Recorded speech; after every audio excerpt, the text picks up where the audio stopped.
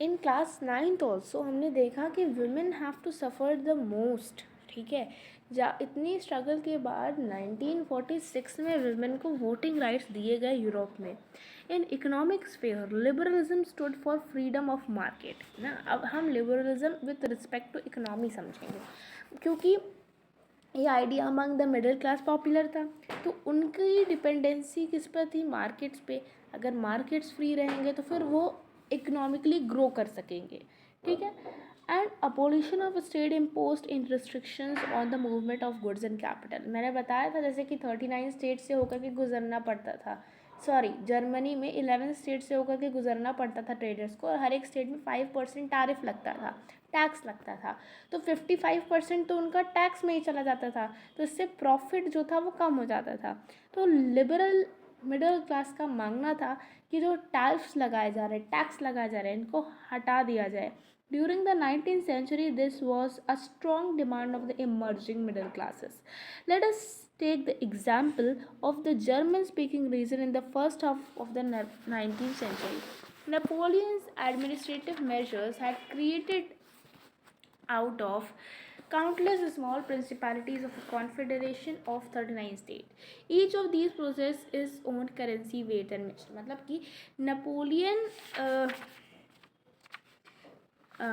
ठीक है, तो नेपोलियन के आने से पहले जर्मनी में क्या था कि 39 स्टेट्स होते थे, और हर एक स्टेट के पास अपना एक वेट था, अपना एक करेंसी थी, ठीक है। तो ये ट्रेडिंग में बहुत दिक्कत करते थे। जर्मनी की बात की जा रही है कि a merchant travelling in 1833 from Hamburg to Nuremberg to sell his goods would have to just pass through 11 custom barriers and pay a custom duty of 5% at each of them। मतलब कि 5 into 11 तो 55% उसको custom barrier को cross करने के लिए tariff भरना पड़ता था। Duties often levied according to the weight और the measurement of the goods. अब जो ये टैक्स लगाए जाते थे, ये वेट और मेज़रमेंट के हिसाब से, मतलब जो भी सामान आप ले जा रहे हो उसके वज़न के हिसाब से लगते थे, या उसके माप के हिसाब से लगते थे। बट एक्चुअली में क्योंकि यूनिफॉर्म कहीं था ही नहीं वेट का सिस्टम ना, तो नेपोलियन के आने से पहले ना कहीं यूनिफॉर्मिटी थी, ना कहीं कम टैरिफ हटाया गया था। तो मतलब कि ये सब चीज़ें कंटिन्यू कर रही थी, जो कि लोग नहीं चाहते। जैसे कि दिया गया है कि as each region has its own system of weights and measures, this involve time consuming calculation। अब जैसे कि हमारे क्या क्या है कि 1 kg is 1 kg everywhere, right. But किसी और जगह में 1 kg में लेस क्वांटिटी ऑफ सब्सटेंस मिलता है, तो वहाँ पर उसके हिसाब से अगर आप टोटल कॉस्ट निकालो तो कैलकुलेशन में समय लगेगा, राइट। तो ऐसे क्या करने से बहुत प्रॉब्लम क्रिएट होती थी। The measure of cloth for example was L, which was in each region stood for different length. An L of textile material brought from Frankfurt would get you 54.7 centimeter of cloth, in Mainz 55.1 centimeter, in Nuremberg 65.6 centimeter, in Freiburg 53.5 centimeter। अगर आप कहीं कपड़ा लो, ठीक है, तो L उसकी unit, जैसे हमारे क्या मीटर होती है, वहाँ पर जर्मनी में एल यूनिट थी, जिससे हम टेक्सटाइल या क्लोथ को मेज़र करते थे। अब डिफरेंट सिटीज़ ऑफ जर्मनी में आपको डिफरेंट मेजरमेंट ऑफ क्लोथ्स मिलते थे। सबसे ज़्यादा न्यूरेमबर्ग से मिलता था और सबसे कम फ्राइबर्ग से। तो मतलब कह सकते हैं कि बहुत कॉम्प्लेक्सिटी थी वहाँ पर, और इसी को हटाने की डिमांड थी। Such conditions were viewed as obstacles to economic exchange and growth by the new commercial classes, who argued for the creation of a unified economic territory allowing the unhindered movement of goods, people and capital। वो ऐसी territory बनाना चाहते थे, unified economic territory. Unified मतलब कि एक तरीके से nation state बनाना चाहते थे, जहाँ पर ये जो स्टेट्स डिवीज़न थे वहाँ टैरिफ्स लगते थे, टैक्स वगैरह कुछ भी एग्जिस्ट ना करता हो, ताकि लोग उस पर्टिकुलर यूनिफाइड टेरिटरी में, इकोनॉमिक टेरिटरी में घूम जा सके, ट्रेड कर सके। तो एक्चुअली में अब देख सकते हो कि कैसे लिबरलिज्म से एक तरीके से नेशनलिज्म जन्म ले रहा है, right. In 1834 a custom union और ज़ोल्वेरियन, ठीक है, was formed at the initiative of Prussia and joined by most of the German state, ठीक है। तो एक कस्टम यूनियन बनाया गया, एक ऑर्गेनाइजेशन बनाया गया जिसका नाम था Zollverein. Very important term, it can be asked in MCQs or objective questions. What is Zollverein? तो ये क्या था? Custom union formed by Prussia in 1834 and was joined bye most of the German states. इसके तहत क्या हुआ था, इसके अंदर क्या हुआ था कि जो टैरिफ बैरियर्स थे, जो टैक्स थे, उनको हटा दिया गया और जो 30 डिफरेंट टाइप्स ऑफ करेंसीज थी उसको रिड्यूस कहाँ तक कर दिया गया? Till 2 only. मतलब पहले 30 टाइप्स ऑफ करेंसीज थी, बाद में इस ज़ोलवेरीन या कस्टम यूनियन के कारण उसको 2 तक लिमिट कर दिया गया. The creation of a network of railways further stimulated mobility and harnessing economic interest to national unification. A wave of economic nationalism strengthened the wider nationalist sentiments growing at the time. तो क्या कहा जा रहा है कि railways बनने लगी, railways से कनेक्शन होने लगा. इकोनॉमिक इंटरेस्ट को पाने के लिए क्या चाहिए था कि यहाँ पर इकोनॉमिक गेन्स के लिए वो different parts of the region में जाते थे, अपने प्रोडक्ट्स को सेल करते थे. तो जब रेलवेज कनेक्टिविटी प्रोवाइड कर रही तो किसी तरीके से वो किसी रीजन को यूनाइट भी कर रही है, एकजुट कर रही है, राइट. तो इसी तरीके से इकोनॉमिक लिबरलिज्म से इकोनॉमिक नेशनलिज्म आया, जिसके कारण nationalist sentiments, nationalist feelings grow करने लगी. अब न्यू कंजर्वेटिज्म आफ्टर 1815. तो अभी तक हमने कैसे पढ़ा, क्या पढ़ा? हमने एरिस्टोक्रेट्स के बारे में पढ़ा और न्यू मिडिल क्लास के बारे में पढ़ा, फिर उनकी आइडियोलॉजी लिबरलिज्म के बारे में पढ़ा और ये पढ़ा कि किस तरीके से लिबरलिज्म, स्पेसिफिकली जो इकोनॉमिक लिबरलिज्म था, वो कैसे नेशनलिज्म को जन्म दे रहा है. अब हम बात करेंगे न्यू कंजर्वेटिव. कंजर्वेटिव कौन होते हैं? तो अब political philosophy that stress the importance of tradition, established institutions and custom and preferred gradual development to quick change. मतलब कि एक फ़िलॉसफी है जहाँ पर जो ट्रेडिशनल कस्टम्स थे, जो ओल्ड ट्रेडिशनल कस्टम्स थे, उनको प्रिजर्व रखने की बात की जाती है और साथ ही साथ जो कह सकते हैं ना कि sudden change in the society को ये नहीं फेवर करते. इनकी डिमांड क्या है कि चेंज को लाया तो जाए बट बहुत ही स्लोली. ठीक है, तो न्यू कंजर्वेटिज्म की बात की गई है. कंजर्वेटिव्स तो हम पहले से जानते हैं ना कि कंजर्वेटिव मतलब पुराने विचार वाले, ठीक है, पुरानी विचारधारा वाले. कंजर्वेटिव्स जो एरिस्टोक्रेट्स के बराबर थे ना, जैसे कि वो ट्रेडिशनल कस्टम्स को सपोर्ट करते थे कि प्रिविलेजेस बाय बर्थ जो नेपोलियन ने हटा दिया था उसको फिर लागू करा जाए. देखो, हम जानते हैं कि 1815 में वॉर ऑफ वाटरलू में नेपोलियन जो थे वो हार गए थे. किससे हार रहे थे? कंजर्वेटिव्स ऑफ 3 नेशंस, जो कि है Britain, Russia, Prussia and Austria. 4 nations. इन सभी नेशंस के या किंगडम्स के कंजर्वेटिव मतलब कि मोनार्क्स से ये हार गए थे. तो सबसे पहले हमने देखा कि फ्रेंच रिवॉल्यूशन के बाद तो और भी कंट्रीज़ में जहाँ जहाँ नेपोलियन गए वहाँ पर उन्होंने एरिस्टोक्रेसी को हटाया और डिक्टेटरशिप इस्टेब्लिश की. बट जब वो खुद हार गए, नेपोलियन जब खुद हारे, तो फिर उनकी डिक्टेटरशिप हट करके फिर से कंजर्वेटिव पावर में आए. और वो कंजर्वेटिव्स जो थे, हाँ, वो डेफिनेटली स्लो चेंज चाहते थे सोसाइटी में, बट वो चेंज के कम्प्लीटली अगेंस्ट नहीं थे. ठीक है, जो ये कंजर्वेटिव 1815 के बाद आए, उन्होंने कुछ रिफॉर्म्स जो नेपोलियन द्वारा लाए गए उसके इम्पोर्टेंस को समझा और अपने सेल्फ बेनिफिट्स के लिए उसका कंटिन्यूएशन जारी रखा. तो कह सकते हैं कि जब लोगों या कंजर्वेटिव्स को ये समझ में आया कि जो इकोनॉमिक रिफॉर्म्स लाया गया, जो ट्रेड यूनियंस या गिल्ड्स का रिस्ट्रिक्शन था वो हटा दिया गया, तो इससे इकोनॉमिक बेनिफिट होगा और कहीं ना कहीं वो बेनिफिट हमें भी मिलेगा, मतलब राजा महाराजा को भी मिलेगा. तो वो लोग मतलब जो चेंज था उसके कम्प्लीटली अगेंस्ट नहीं थे. ये एक नया स्फीयर था कि आप मोनार्की को सपोर्ट करो, क्लर्गी को सपोर्ट करो, मोनार्क के रिलेटिव्स को सपोर्ट करो, बट फिर भी आप जो चेंजेस लाए गए थे in the absence of conservatives उसको एक्सेप्ट कर रहे थे ये नए वाले कंजर्वेटिव्स जो 18 1815 के बाद बने थे। तो कह सकते हैं कि यहाँ पर थोड़ी सी कंजर्वेटिव का टर्म ही बदल गया, बदलता हुआ सा लग रहा है, इसलिए हेडिंग है अ न्यू कंजर्वेटिज्म। इसको हम कंजर्वेटिज्म नहीं कह रहे, नहीं, it is a new conservatism जिसकी आइडियोलॉजी स्लाइटली डिफरेंट है from the conservatives that existed before the power of Napoleon. Following the defeat of Napoleon in 1815, European governments were driven by the spirit of conservatism. Conservatism मैंने अभी बताया कि एक philosophy जिसके तहत जो ट्रेडिशनल ओल्ड कस्टम्स हैं उनको रिस्टोर किया जाए और जो चेंज इन द सोसाइटी उसे ग्रेजुअली लाया जाए, यही कंजर्वेटिज्म है।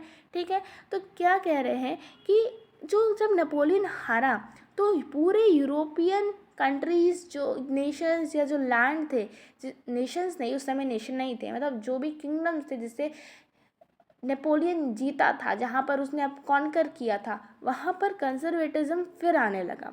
Conservatives believe that established traditional institutions of state and society like the monarchy, the church, social hierarchy, property and the family should be preserve. देखो, फिर वही डिमांड की गई कि जो ट्रेडिशनल इंस्टीट्यूशंस थे, सोसाइटी के कस्टम्स थे, उसको फिर से लाया जाए और सुरक्षित रखा जाए। Most conservatives however did not propose a return to the society of pre revolutionary days. Pre revolutionary days concept समझो। प्री रेवोल्यूशनरी मतलब फ्रेंच रिवॉल्यूशन के पहले, प्री मतलब पहले, रिवॉल्यूशन के पहले वाले सोसाइटी जो थी कंजर्वेटिव्स की, वो उन्हें एग्जैक्ट वैसे सोसाइटी नहीं चाहिए थी। मतलब जो कंजर्वेटिव 1815 के बाद आई, उन्होंने ये डिमांड की कि हम ट्रेडिशनल ओल्ड कस्टम को रिस्टोर करेंगे। मतलब इसका मतलब ये नहीं कि हम कम्प्लीटली उसी तरीके में जीने लगेंगे। जैसे कि मॉडर्नाइजेशन ऑफ आर्मी जो लाया गया था वो एक्सेप्ट की गई थी, क्योंकि ये जो नया कंजर्वेटिव आया था उसे पता था कि इसका बेनिफिट हमें होगा, इससे हमारी ही पावर स्ट्रेंथन होगी। जैसे अगर हम बात करें ब्रिटिशर्स की, तो जब ब्रिटिशर्स भारत को छोड़ करके चले गए तो फिर भारत पर भारतीयों का राज आया, है ना, जो भारतवासी थे उन्हीं का राज आया। तो इसका मतलब ये नहीं कि जो भारत में ब्रिटिशर्स ने रिफॉर्म्स लाए, भारत ने उसे कम्प्लीटली हटा दिया। भारत में फिर से भारत के लोग ब्रिटिशर्स के जाने के बाद तलवार वगैरह यूज़ करने लगे, नहीं, उन्होंने उनकी मॉडर्नाइजेशन को अपनाया। जैसे पहले इंडिया में क्या था, ब्रिटिशर्स के आने के पहले मोनार्की चलती थी। ब्रिटिशर्स आए तो उन्होंने पार्लियामेंट्री गवर्नमेंट लाई, और जब ब्रिटिशर्स चले गए तो ऐसा नहीं है कि उनके वो गवर्नमेंट इंफ्रास्ट्रक्चर में जो चेंज ब्रिटिशर्स ने लाया तो उसे हमने हटा दिया, नहीं, जो अच्छी चीज़ें थी उसे आफ्टर इंडिपेंडेंस मतलब हमने अडॉप्ट करा ना। मान लो कि अपने आप को कंजर्वेटिव मानो, इंडिया को कंजर्वेटिव्स मानो, और ब्रिटिशर्स को क्या मान लो, नेपोलियन। तो जैसे ब्रिटिशर्स ने रिफॉर्म्स लाए तो जो अच्छे चेंजेस थे उसे बाद में इंडिपेंडेंट इंडिया ने एक्सेप्ट किया। ठीक है, तो यही यहाँ पर कहा जा रहा है कि rather they realized from the changes initiated by Napoleon that modernization could in fact strengthen traditional institutions like monarchy. It could make state power more effective and strong. A modern army, an efficient bureaucracy, and a dynamic economy. The abolition of feudalism and serfdom would strengthen the autocratic monarchies of Europe. अब देखो, कहा गया कि जो modern army है, efficient bureaucracy, एक तरीके से एडमिनिस्ट्रेशन, ठीक है, ये सब चीज़ों इकोनॉमिकल गेन्स जो है वो उनकी पावर को बढ़ाएगा। बट क्वेश्चन आता है कि फ्यूडलिज्म और सर्फडम, यहाँ पर तो rich section of the society खुद बैठे बैठे खाते थे, तो इसका हटना कैसे नेशन की या यूरोप की ऑटोक्रेसी को स्ट्रेंथन कर रहा है, कैसे कर रहा है। तो जैसे कि क्या होता था कि मोनार्क होता था, वो अपने किंगडम को छोटे छोटे हिस्सों में बांट देता था in the hand of the ज़मींदार, जिसको कहते थे फ्यूडल लॉर्ड्स। ठीक है, अब ये फ्यूडल लॉर्ड्स क्या होता था, जब राजा जिसने अपनी ज़मीन दी है वो कमज़ोर होने लगता था तो ये फ्यूडल लॉर्ड्स जो थे उस ज़मीन को राजा से हथिया लेते थे और उस पर अपना नाम दर्ज करते थे और उसी एरिया को अपना किंगडम मानने लगते थे। तो धीरे धीरे जब राजा वीक होने लगता था तो जो उसके फ्यूडल लॉर्ड्स थे वो उनके राजा द्वारा दिए गए लैंड को अपना किंगडम मानने लगते थे। तो ऐसे ऐसे राजा का जो किंगडम था, ओवरऑल पूरा टेरिटरी थी, वो कॉन्ट्रैक्ट होने लगी, कम होने लगी। इस कारण जब फ्यूडलिज्म हट गया तो उन्हें कहीं ना कहीं इसका प्रॉफिट दिखा कि हमारा जो लैंड पहले चला जाता था अब वो नहीं जाएगा। In 1815, representatives of European powers, Britain, Russia, Prussia and Austria, 4 nations जिनके कंजर्वेटिव्स ने नेपोलियन को डिफीट किया, मेट एट वियना। वियना कहाँ पर है? ऑस्ट्रिया में। To draw up a settlement for Europe. तो एक सेटलमेंट, जो भी कह सकते हैं ना कि डिस्टर्बेंस क्रिएट हो गया था नेपोलियन के कारण, क्योंकि कंजर्वेटिव्स थे, नेपोलियन उनके लिए एक तरीके से डिस्टर्बेंस ही था, एनिमी ही था, ठीक है। तो उनके कारण जो डिस्टर्बेंस क्रिएट हुआ उसको सेटल करने के लिए, जैसे अगर हम देखें नाजिज्म वाला चैप्टर क्लास 9 का, तो जब जर्मनी हार गई थी तो ट्रीटी ऑफ वर्सेस साइन की गई थी ना। ठीक इसी प्रकार जब नेपोलियन हारा तो ब्रिटेन, रशिया, प्रशिया और ऑस्ट्रिया मिलकर के फ्रांस के साथ ऑस्ट्रिया में ट्रीटी ऑफ वियना साइन करती हैं। अब ये जो मीटिंग होती है वियना में, उस द कांग्रेस, मीटिंग को हम कांग्रेस कह सकते हैं, it was hosted by Austrian chancellor Duke Metternich. मतलब कि ड्यूक मेटरनिक जो कि ऑस्ट्रिया के चांसलर थे, प्रिंस थे, उन्होंने इस मीटिंग को होस्ट किया, लीड किया। The delegates drew up the Treaty of Vienna, very important Treaty of Vienna, where it was signed under whose leadership or who hosted the meeting, who were the peoples involved in this Treaty of Vienna. When it was signed in 1815. The objective of undoing most of the changes that had come about in Europe during the Napoleonic Wars. तो मतलब कुछ changes तो इन लोग accept कर रहे थे Napoleon के, but treaty of Vienna किस लिए साइन की गई थी? जो भी अनवांटेड चेंजेस नेपोलियन लाया था, जिससे कि इतना बेनिफिट नहीं हो रहा था न्यू कंजर्वेटिव्स को, उसको हटाने के लिए ये ट्रीटी ऑफ वियना साइन की गई। द बर्बन डायनेस्टी, याद होगा Louis 16 of Bourbon dynasty in France. तो Bourbon dynasty which has been deposed during the French revolution was restored to power and France lost the territories it has annexed under Napoleon. क्या कहा गया कि Napoleon ने किसे हराया था? मतलब नेपोलियन ने नहीं, डायरेक्टली नेपोलियन नहीं हटाया था, बल्कि वहाँ के लोगों ने लुइस 16 को हटाया था, ठीक है, उसको एग्जीक्यूट किया था। तो बर्बन डायनेस्टी एक तरीके से वहाँ रुक सी गई थी, आगे नहीं बढ़ रही थी। नेपोलियन आ गया बाद में ना, डायरेक्ट उसके पहले नेशनल असेंबली आए, नेशनल असेंबली के बाद मैक्सिमिलियन रोबेस्पायर, रोबेस्पायर के बाद आए डायरेक्टरी और नेपोलियन।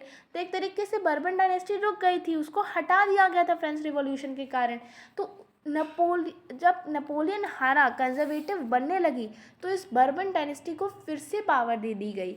और जो फ्रांस ने नेपोलियन के लीडरशिप के अंदर, नेपोलियन के मिलिट्री के द्वारा अगल बगल यूरोपियन कंट्रीज़ की जो टेरिटरीज़ है उसको अपने कब्ज़े में लाई थी, उन टेरिटरीज़ को फ्रांस से हटा दिया गया, ठीक है। जो नेपोलियन ने जीती थी, कॉन्कर करी थी टेरिटरीज़, एक्स्ट्रा टेरिटरीज़ जैसे होलैंड थी, स्विट्ज़रलैंड थी, ये सब जगह की टेरिटरीज़ को वापस ले लिया गया फ्रांस से, ठीक है। A series of states were set up on the boundaries of France to prevent France expansion in future.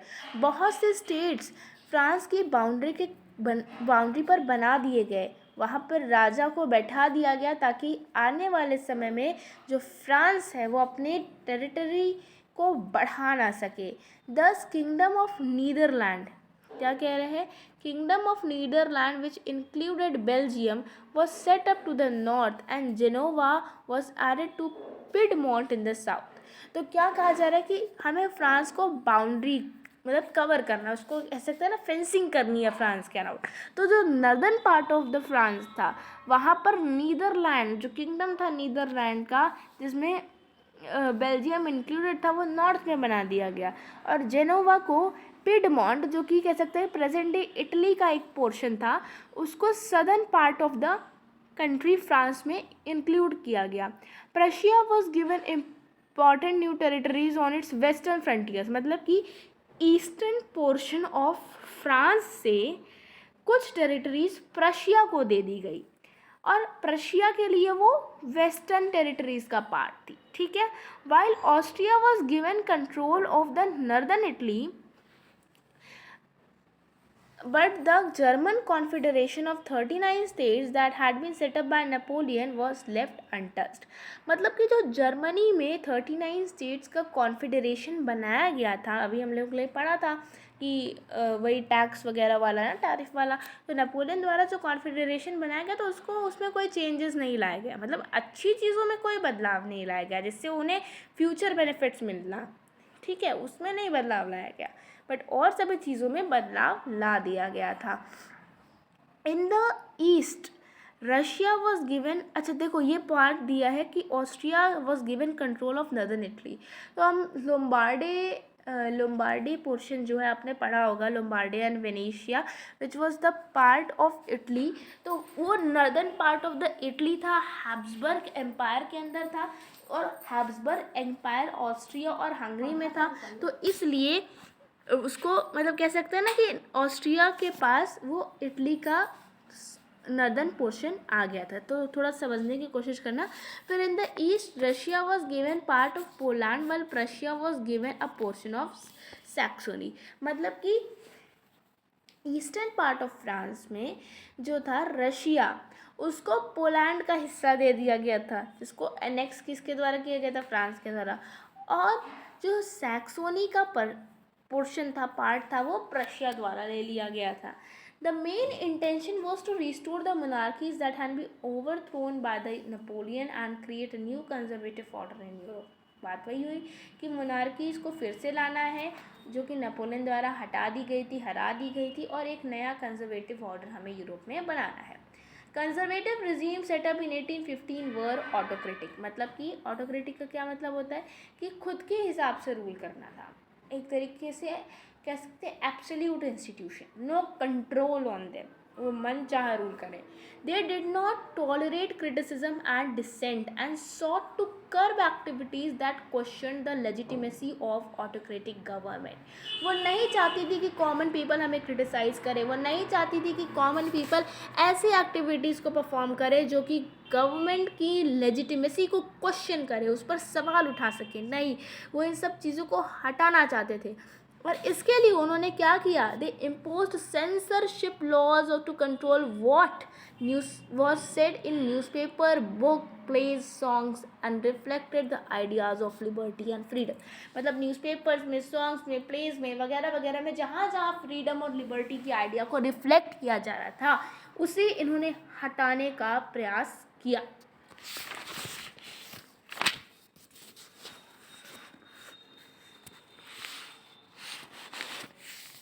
The memory of French Revolution nonetheless continued to inspire liberals, मतलब कि भले ही कंजर्वेटिव्स पावर में आ गए, but एक समय liberals को ये पता था कि आज़ादी क्या होती है, आइडिया ऑफ फ्रीडम और लिबर्टी क्या होती है, उसका स्वाद उनको पता था।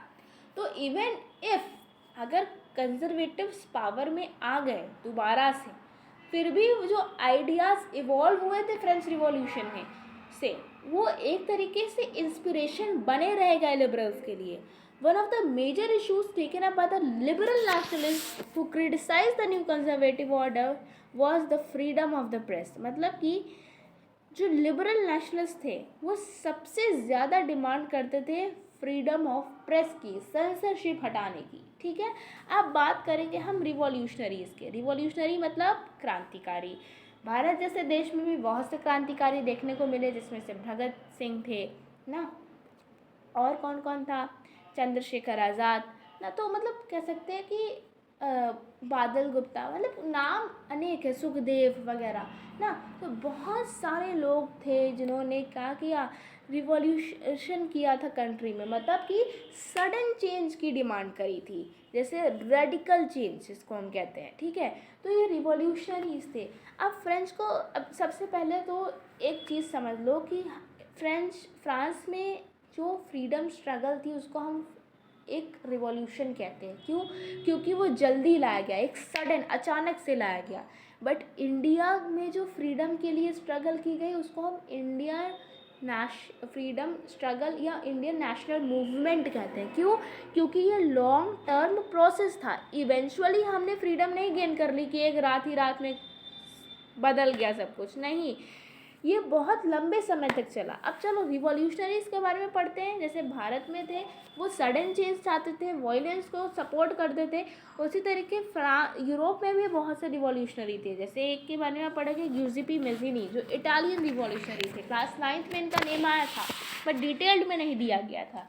During years following 1815 the fear of repression drove many liberal nationalist underground.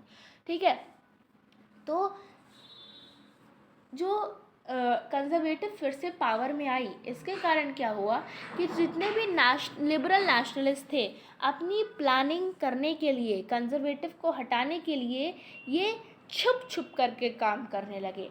Secret societies sprung up in many European states to train revolutionaries and spread their ideas.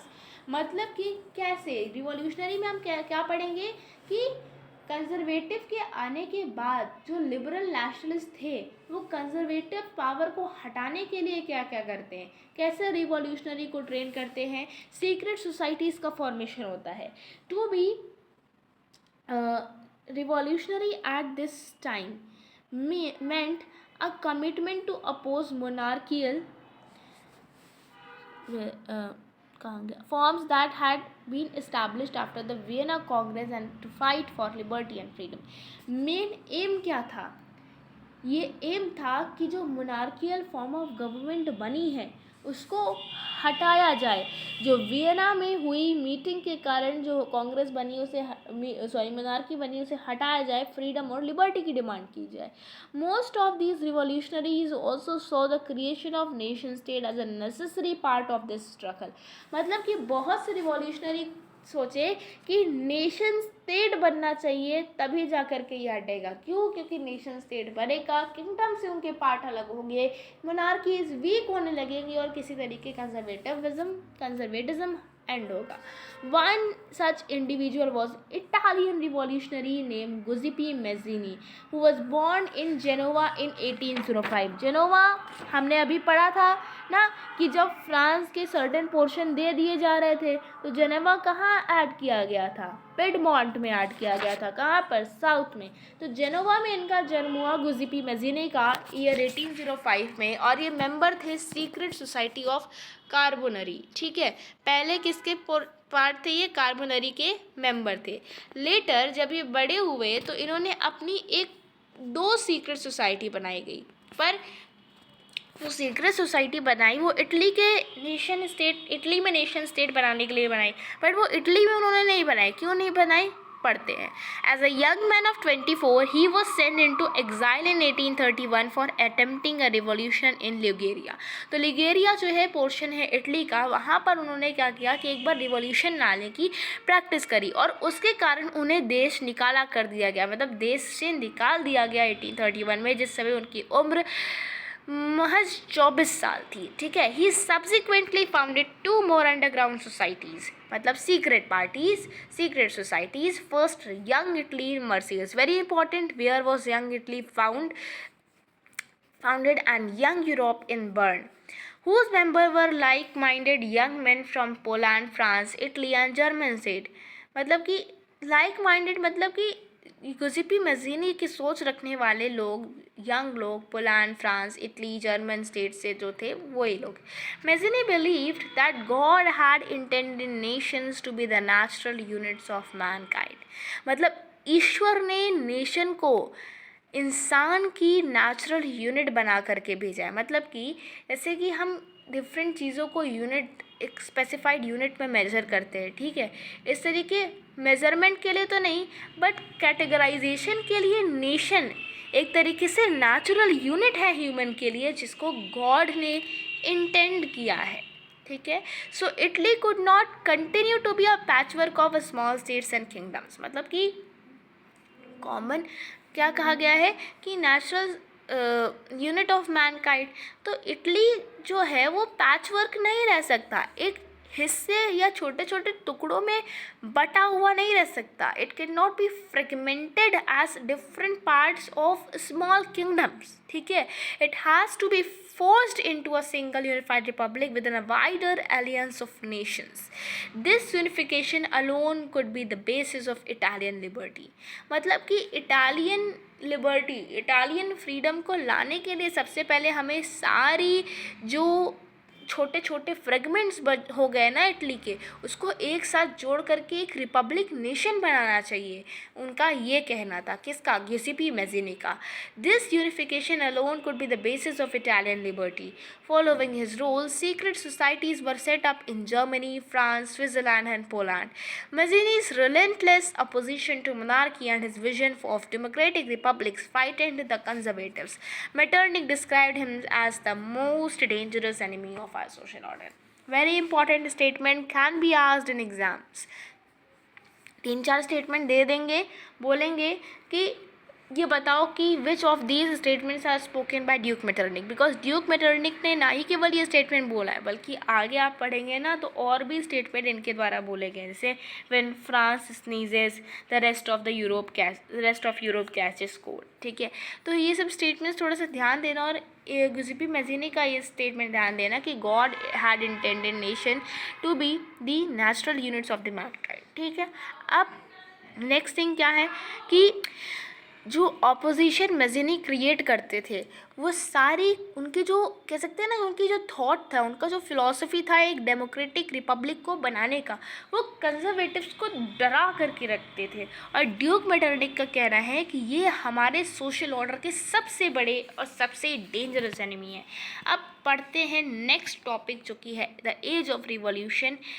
मतलब कि इस ईयर से यूरोपियन नेशंस में रिवॉल्यूशंस आने लगे. ठीक है, तो नेक्स्ट वीडियो में हम इसको कंटिन्यू करेंगे.